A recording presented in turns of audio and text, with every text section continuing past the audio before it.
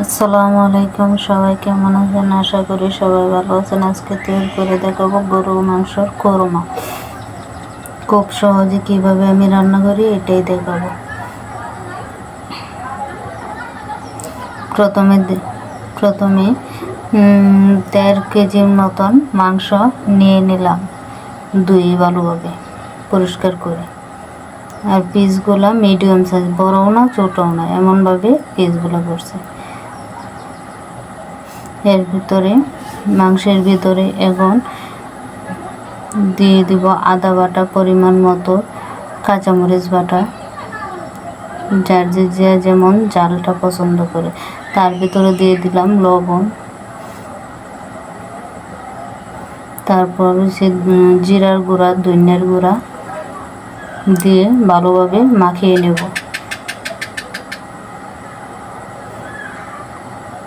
যাতে সবটির ভিতরে আর যায়। সামান্য পরিমাণ গোলমরিচের গুঁড়াও দিয়ে দিয়েছিলাম।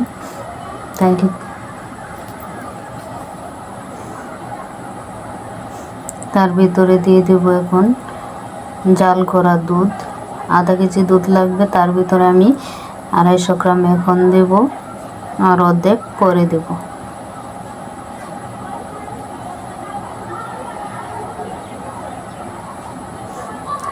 এইটা দিয়ে প্রায় 1 ঘন্টার মতন রেস্টে রাখবো। এখন লইলাম কাজু বাদাম, কাঠবাদাম,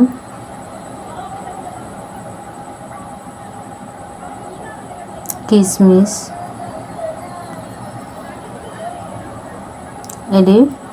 এর ভিতরে আরও দিয়ে দেব পেঁয়াজ কুচি, রসুন ব্লেন্ডার করতে হবে না, কারণ আদার সাথেই দিয়ে দিছি রসুন ব্লেন্ডার করা।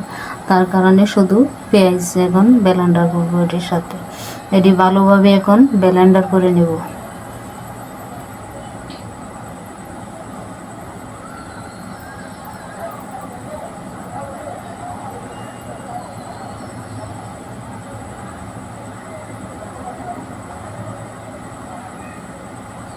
এখন চুলার ভিতরে কড়াই বসিয়ে দিলাম, তার ভিতরে তেল দিয়ে দিলাম। তেল দেওয়ার পর পেঁয়াজ রসুন বেরেস্তার জন্য দিয়ে দেব।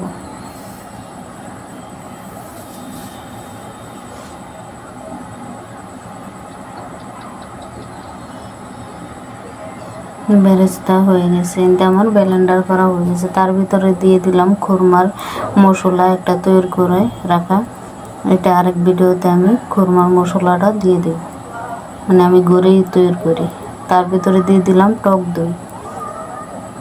এদিকে আমার পেঁয়াজ বেরেস্তা হয়েছে, এই দিক দিয়ে আমি এটি রেডি করে নেব, ভালোভাবে মিশিয়ে নেব।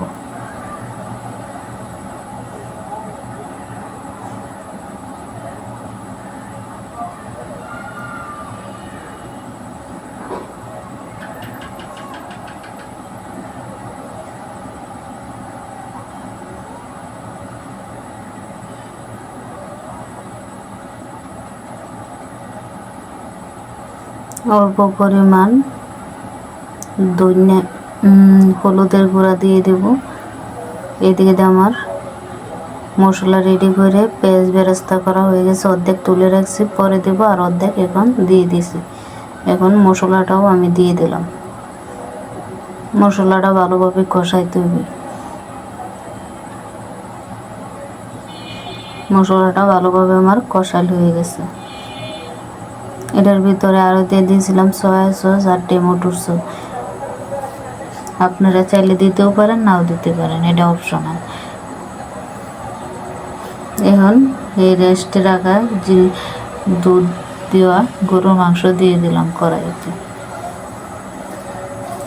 দিয়ে একটু লাড়া দিয়ে ভালোভাবে কষানোর জন্য ঢাকনা দিয়ে ঢেকে দেব, যাতে ভালোভাবে কষানো হয়।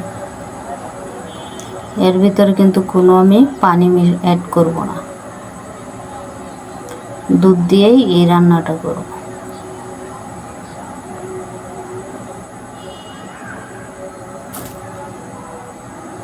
দেখেন কত সুন্দর কালারটাই কত সুন্দর হয়েছে। এখন এই বাকি দুধটুকু আমি দিয়ে দিলাম।